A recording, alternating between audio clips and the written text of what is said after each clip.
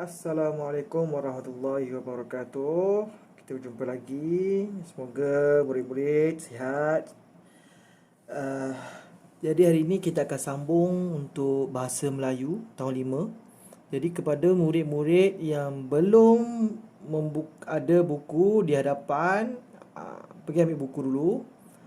Ambil buku dan pastikan buku bahasa Melayu tahun 5. Yang sudah ambil, terus saja buka muka surat 40. Okey, muka surat 40.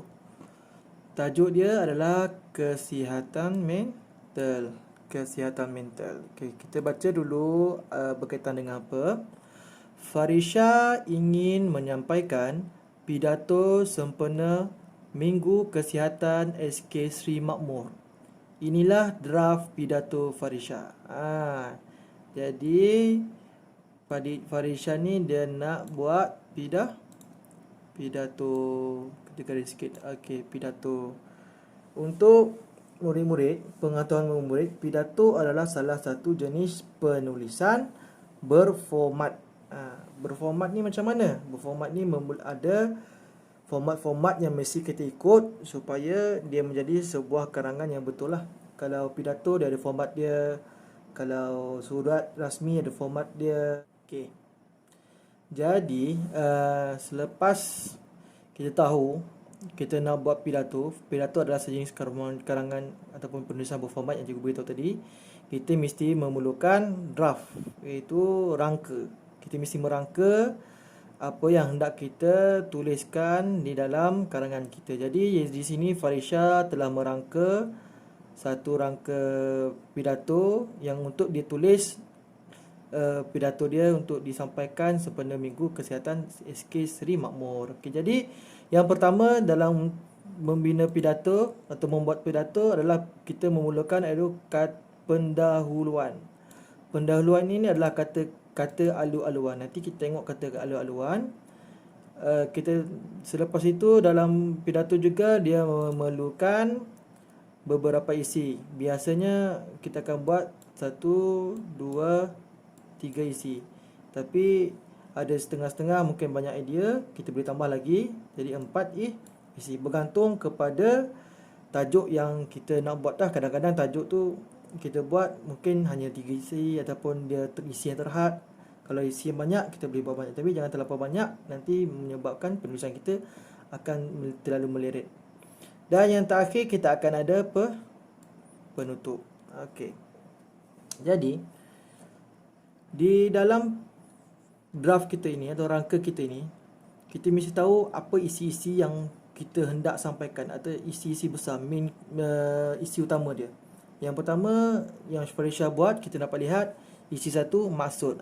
Maksud. Yang pertama kita menjelaskan maksud kesihatan mental. Sebab dia punya tajuk Minggu Kesihatan. Ini kesihatan mental lah yang tajuk dia. Okey, kesihatan mental.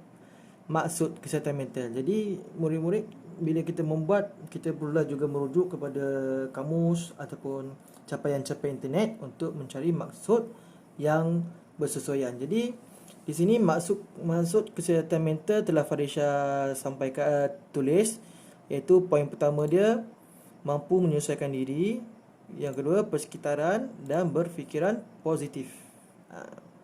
Yang draft tu jangan tengok lagi, kita tengok pernyataan dulu. Okey, tengok pernyataan dulu. Okey, yang kedua, kepentingan menjaga kesihatan mental. Jadi bila kita sudah terangkan apa maksud dia, kita terangkan pula kepentingan. Kebanyakan kalau mana-mana kita buat latihan ke apa kan, kita kena nyatakan isi kedua yang sepolehnya kepentingan lah. Sebab apa perlu menjaga kesihatan mental. Tadi Farisha telah nyatakan kesihatan mental yang baik, hidup harmoni. Kepentingan dia untuk hidup harmoni, sumbangkan tenaga, menyertai masyarakat. Seterusnya, sebab-sebab gangguan kesihatan mental. Dah ada kepentingan, faktor ataupun sebab. Ini pun isi utama yang kita boleh buat, sebab-sebab. Sebab apa bila berlakunya gangguan kesihatan mental ni? Ada setengah-setengah tu masalah keluarga, tekanan hidup, stres dan masalah kewangan. Selepas tu kita ada isi yang keempat. Sebab Farisha menyatakan 4 isi, jadi isi keempat langkah-langkah.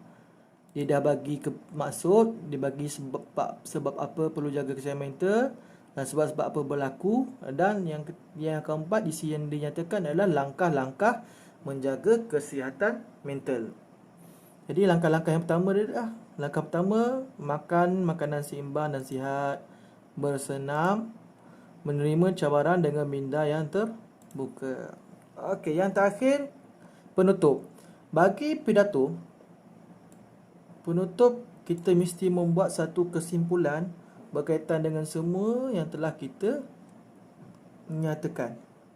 Jadi kesimpulan yang telah Difusher buat ialah bila kesihatan mental ini baik, hidup akan cergas, minda akan sihat. Okey. Siap penyata. Draft. Draft ni apa? Draft ini adalah isi ataupun kita sambung-sambung daripada penyata-penyata ini menjadikan satu ayat yang sesuai. Jadi mampu, kita tengok isi pertama tadi, mampu menyelesaikan diri, persekitaran, pemikiran positif. Jadi Farisha telah buat kesihatan mental. Ni maksud dia kan, kesihatan mental berkemampuan menyesuaikan diri dengan persekitaran, sentiasa berfikiran positif. Ada 2 ayat. Perasan tak 2 ayat? Sini ada 1 titik dan sini ada 1 titik. Kita boleh buat 2 ayat, 3 ayat. Dia biasanya kebanyakan ni 3 ayat lah yang paling sesuai untuk setiap isi. 3 ayat. Yang pertama kita nyatakan isi utama, yang kedua kita nyatakan huraian dia, dan yang ketiga kita bagi contoh-contoh ataupun peribahasa-peribahasa yang sesuai untuk menyokong kita punya isi. Okey. Jadi tengok isi yang kedua. Isi kedua ialah kesihatan mental yang baik, hidup harmoni, menyumbang tenaga dan menyertai aktiviti masyarakat. Di sini apa dia punya draft dia? Apa yang kita nak boleh tulis? Okey, kita bagi contoh, cikgu bagi contoh ya. Kepentingan menjaga kesihatan mental ialah kita mampu untuk hidup harmoni dan menyumbangkan tenaga dan menyertai aktiviti masyarakat setempat. Titik. Itu cikgu bagi satu ayat lah. Tapi kalau kita boleh hurai lagi, kalau murid-murid boleh hurai lagi, kita hurai lagi supaya lebih cantik dia punya ayat lah. Isi ketiga, sebab-sebab gangguan kesihatan. Okey, apa masalah keluarga, tekanan hidup, masalah kewangan. Okey, contoh kita boleh buat sini, penyakit atau gangguan kesihatan mental ini disebabkan oleh beberapa sebab. Antaranya ialah masalah keluarga, tekanan hidup dan masalah kewangan. Di sini. Cuma itu contoh yang cikgu bagilah. Dan yang keempat, ini pun perlu diisi, dan yang kelima pun perlu diisi. Nak isi macam mana? Okey. Kita boleh rujuk kepada muka surat yang sebelah. Ini karangan pidato yang telah disiapkan oleh Farisha. Jadi dia tulis sini, kita baca sama-sama ya. Ini cikgu cakap tadi. Pendahuluan iaitu kata alu-aluan. Kata alu-aluan. Okey, kata alu-aluan. Kita tengok sini dia ada yang saya hormati Tuan Guru Besar, guru-guru dan rakan-rakan.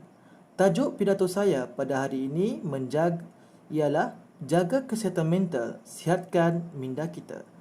Jadi ada titik, ada 2 ayat. Yang kata-kata aluan biasanya kita akan buat, kita perlu ada yang saya hormati. Ini adalah format untuk pidato, dan perlu kita ingat pidato ada beberapa jenis. Mungkin pidato tidak yang bukan pertandingan dan pidato pertandingan. Bila ada pertandingan, kita perlu ada juga kata-kata aluan untuk juri-juri, dan ada format tertentu lah. Nanti kita akan belajar balik, tak masalah. Okey, ini selepas itu dalam pendahuluan juga perlu kita nyatakan tajuk. Perlu nyatakan tajuk pidato, supaya orang yang mendengar akan tahu apa yang hendak kita sampaikan. Mesti ada tajuk dalam pendahuluan. Okey, ini apa? Ini apa? Ini kita tidak bincang tadi. Ini adalah kata penghadapan. Kata penghadapan ini perlu diletakkan dalam pidato. Tidak semestinya setiap perenggan, tapi mesti ada dalam pidato. Contoh dia yang dibagi, hadirin yang saya hormati. Di sini pun ada hadirin yang saya kasihi. Dia ada lagi hadirin hadirat yang saya kasihi, ataupun rakan-rakan yang saya kasihi, ataupun para guru yang saya kasihi. Bolehlah, macam yang bergantung kepada situasi dan tempat semasa kita menyampaikan pidato. Okey. Tengok isi satu tadi, maksud. Dia bagi sudah tadi kita baca tadi. Ini maksud kesihatan mental. Okey, di draft dia tadi, mampu menyusulkan diri, persekitaran dan perfikiran positif. Jadi sini dia tulis kesihatan mental ialah kemampuan seseorang untuk menyesuaikan diri dengan persekitaran. Selain itu, kesihatan mental juga sering dikaitkan dengan individu yang sentiasa berfikiran positif. Ni lah. Di draft dia bagi tadi kan, lepas ada 2 ayat yang dia buat. Okey. Lepas tu di sini dikembangkan lagi supaya lebih cantik dia punya ayat dan perenggan dia. Okey, yang isi yang kedua tadi. Kesihatan mental amat perlu dijaga. Sebab kepentingannya kan, kesihatan mental yang baik akan menghasilkan kualiti hidup yang baik. Inilah kualiti hidup. Kesihatan baik, kualiti hidup. Di sinilah. Tapi dia huraikan dengan menggunakan ayat dia. Tapi isi yang dinyatakan mesti tetap ada. Seseorang itu mampu mengekalkan kehidupan yang apa? Yang harmoni. Atau apa lagi tadi?